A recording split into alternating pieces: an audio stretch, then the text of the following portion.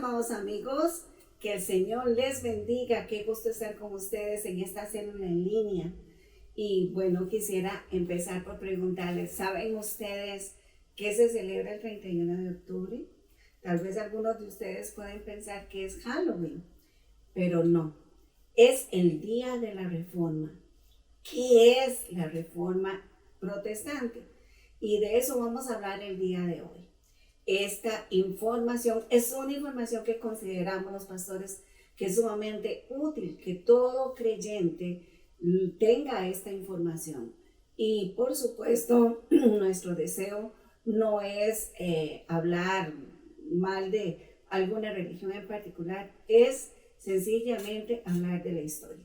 Así que les voy a dejar con este video que informa rápidamente en 10 minutos qué fue lo que pasó con la Reforma y luego continuamos hablando del tema. A fines de octubre de 2017, mes en que publicamos este video, la Reforma Protestante de Martín Lutero cumple 500 años, es decir, se celebra el quinto centenario desde que comenzó, el 31 de octubre de 1517. La Reforma, calificada por muchos de verdadera revolución religiosa, es considerada uno de los hechos más importantes de la Edad Moderna y de la historia en general. Nosotros somos Martín y Seba de Historia en 10 y en este video vamos a tratar de explicar qué fue la Reforma, por qué sucedió y quién fue Lutero, el hombre que comenzó todo. Empecemos. Se conoce como Reforma Protestante en un sentido amplio al proceso fundamentalmente religioso que comenzó en el Sacro Imperio Romano Germánico a principios del siglo XVI y que se extendió luego al resto de Europa. Sus repercusiones llegaron a lo económico, lo político y a todos los ámbitos de la vida.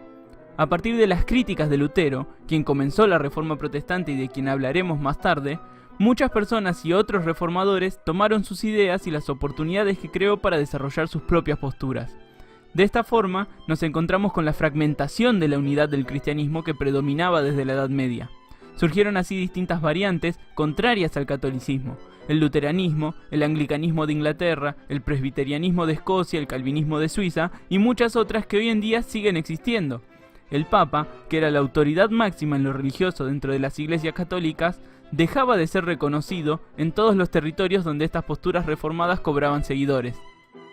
Teólogos como Calvino, Knox o Zwinglio tenían cada uno diferentes ideas entre sí, pero todos tenían en común que se alejaban en varios puntos de los dogmas del catolicismo romano. Esto es muy importante, porque el pasar de los ámbitos superficiales a los dogmáticos haría que se convirtieran en herejes, palabra que designa a los bautizados que se mantienen en contra de las verdades reveladas. Esto era ir más allá de otras reformas como las reformas monásticas o la reforma gregoriana, que apuntaban a mejorar a la iglesia pero no a separarse de ella.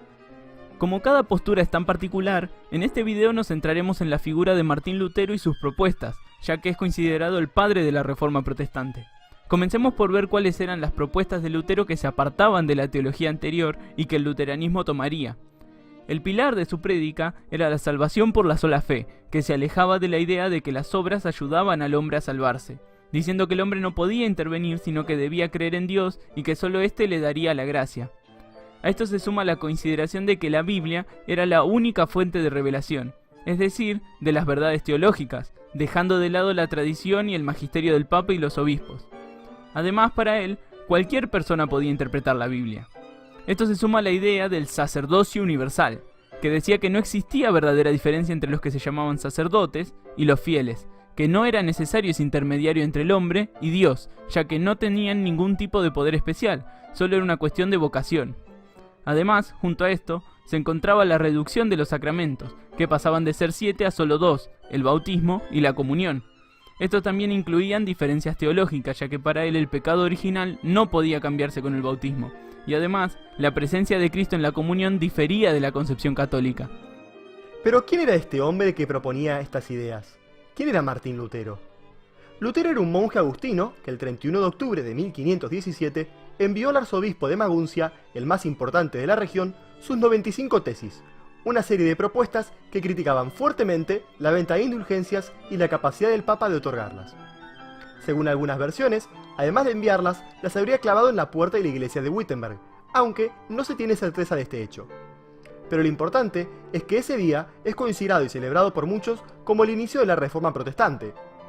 Esas tesis llegarían a Roma y se difundirían además por el Sacro Imperio Romano Germánico, desatando una gran polémica. A partir de aquí, Lutero tendría cada vez más público para profesar y defender sus posturas. Es lógico preguntarse qué eran las indulgencias. Dentro de la Iglesia Católica, después de la absolución de los pecados, aún quedan penas que deben cumplirse en el purgatorio, antes de entrar en el paraíso. Las indulgencias eran reducciones de estas penas y podían conseguirse para uno mismo o para terceros. El problema estalló cuando se comenzó a predicar que mediante donaciones se podían comprar estas indulgencias, es decir, a través del dinero. El encargado de ofrecerlas en la región de Lutero era Johann Tetzel, un monje dominico llamado por Alberto de Brandenburgo, el arzobispo al que Lutero mandaría su tesis como vimos antes. El tema de las causas de la reforma protestante de Lutero ha sido muy debatido por los historiadores de todos los tiempos, con diversas posturas según la escuela historiográfica. Pero dividamos los tantos y comencemos por el protagonista. Preguntémonos, ¿qué movía a Lutero a realizar estas críticas y proponer sus nuevas ideas? Lutero era un universitario, dedicado a la filosofía, que se había ordenado como monje luego de una experiencia cercana a la muerte cuando un rayo cayó junto a él en una tormenta, en 1505. Al poco tiempo, habría conseguido el doctorado en teología de 1512. Si bien denunciaba las malas costumbres, la riqueza y la baja moral del credo de su época, había sido algo que le preocupaba mucho más la cuestión de la salvación.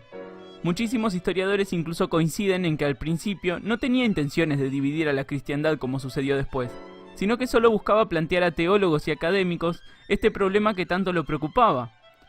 Pero sus posturas se fueron radicalizando, y los teólogos católicos también lo rechazaron de forma cada vez más determinante, hasta llegar al punto de no retorno en el año 1521, la ruptura definitiva, como veremos más tarde en este video. Ahora, muchísimas personas, desde los príncipes electores alemanes hasta los campesinos, sin contar a teólogos de otros países, aceptaron las ideas de Lutero. ¿A qué se debió esto? Si bien es cierto que pueden sumarse intereses económicos como la expropiación de iglesias y políticos como la búsqueda de autonomía de los príncipes del Sacro Imperio, en un contexto donde el nuevo emperador, el famoso Carlos V, había sido elegido hace poco tiempo con 17 años de edad, no puede atribuírseles esos intereses a todos los grupos de la sociedad.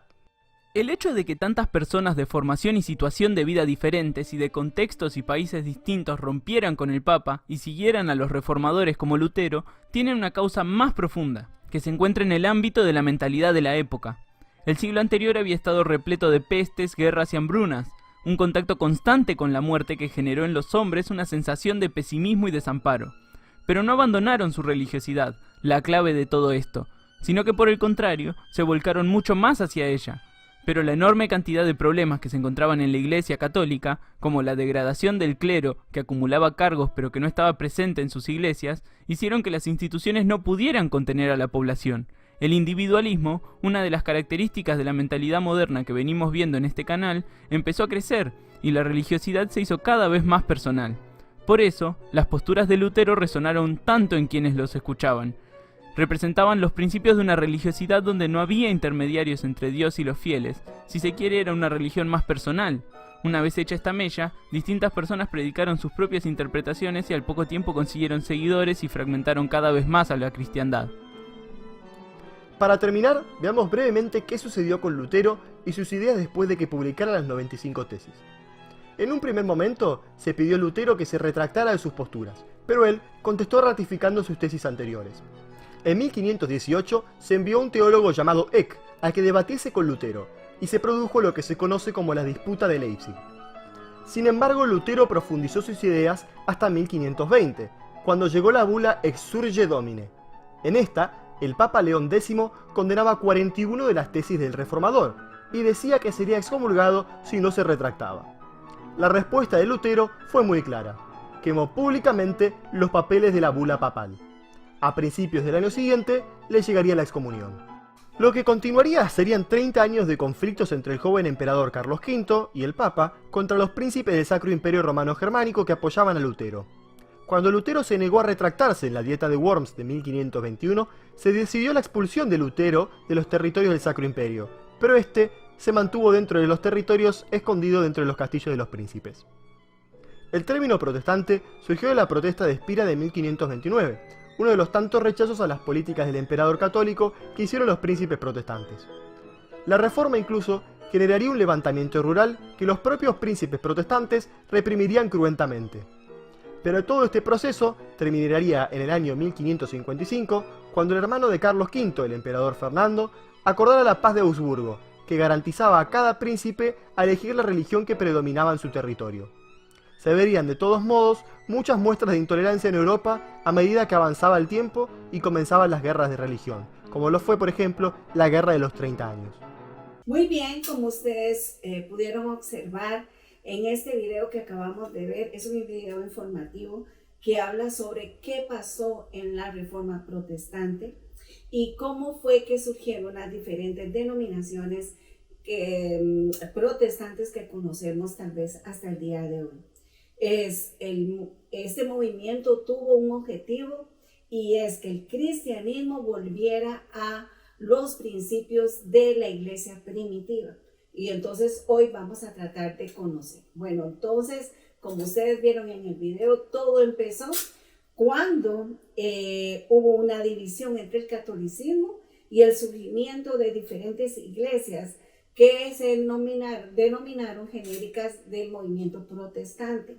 La reforma entonces se inició en la iglesia de Wittenberg, capital del ducado de Sajonia, la actual Alemania al día de hoy, a principios del siglo XVI.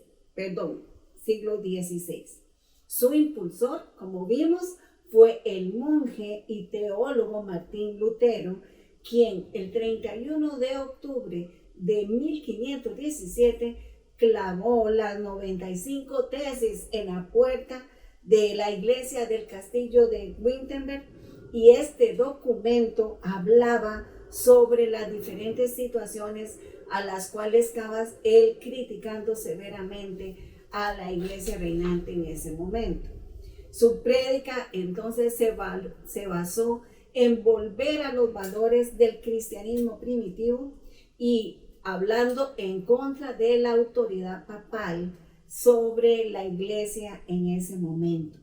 Este movimiento religioso fue sumamente acogido por muchos monarcas, muchos jerarcas de ese tiempo, porque estaban hartos ya del gobierno y el dominio del papado en ese momento.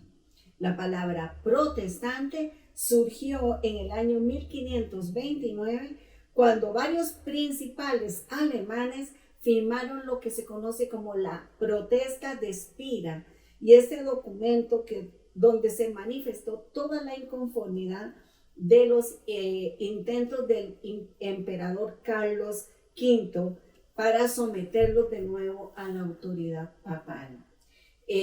Vamos a hablar sobre qué fue lo que pasó. Esta doctrina de Lutero y el protestantismo fueron sinónimos, ¿verdad? Pero posteriormente se fueron levantando nuevos reformistas que en diferentes países de Europa, estamos hablando de Thomas Munzer, el suizo Ulquiro Zwinglio, cuesta un poco traducir esto, el francés Juan Calvino, el escocés John Snow, que todos los que hemos estudiado la historia de la iglesia los conocemos como parte importante de los principios teológicos del día de hoy. Dieron el surgimiento de las diferentes ramas del protestantismo, el luteranismo, el calvinismo, el anabaptismo, el anglicanismo y el presbiterianismo. De esta manera, el protestantismo se extendió en toda Europa y algunas regiones de diferentes países. Hablemos de algunas características o qué impulsó esta reforma protestante. Lo primero que hace esta reforma es no reconocer la autoridad de la Iglesia Católica Romana y recuperar así los principios de los valores bíblicos de la iglesia primitiva. Otra cosa es que considera la Biblia como la única fuente de la palabra de Dios y de la fe, como el único camino hacia la salvación por medio de Jesucristo. Otra cosa, y recordemos que estamos hablando información, es que estaba en contra de la veneración de imágenes ni del purgatorio, porque no tenían una base bíblica. rechaza la Inmaculada Concepción de María y la asunción de su cuerpo y alma al cielo. Considera que las Sagradas Escrituras deben ser interpretadas libremente por todos los creyentes, puesto que en aquel tiempo solo existía la Biblia en latín y solo a cargo de los grandes jerarcas de la Iglesia. Reduce los sacramentos a dos, donde se habla del bautismo y de la Eucaristía, y se motiva a aceptar a Cristo como único mediador entre Dios y los hombres. No debería de haber una jerarquía eclesiástica tal cual, sino solo referentes espirituales, ya que consideraba que todos los creyentes eran y ejercían su propio sacerdocio. Estos fueron como las causas más grandes que impulsó la protesta de la iglesia que se estaba levantando en ese momento. Algunas consecuencias que se dieron a través de esta reforma, debido a la venta de indulgencias. Las indulgencias era algo que se promovió en esos tiempos a nivel del papado para poder subsidiar la construcción de la Basílica de San Pedro, y era que a cambio de dinero se ofrecía a la gente la posibilidad de ser salvo. O sea, que la gente que no tenía dinero no tenía posibilidad de ser salvo, ¿verdad? Y debido a eso, la iglesia en ese momento enriqueció en sobremanera y se pervirtió en esa área en donde los cleros se hicieron sumamente ricos y muchas posesiones pasaron a la Iglesia Católica.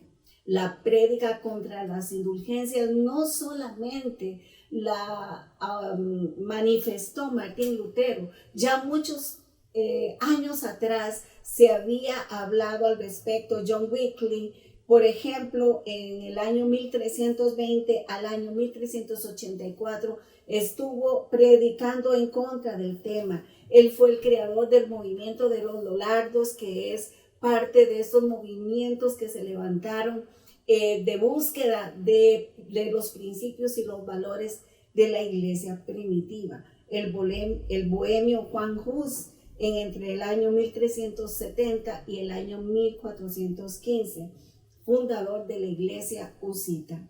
El rechazo de Martín Lutero, que consideraba prácticas sumamente corruptas de la jerarquía eclesiástica católica en aquel momento, hizo una llamada a la nobleza alemana para negarse a la autoridad papal y apoyarse en la creación de una iglesia nacional alemana.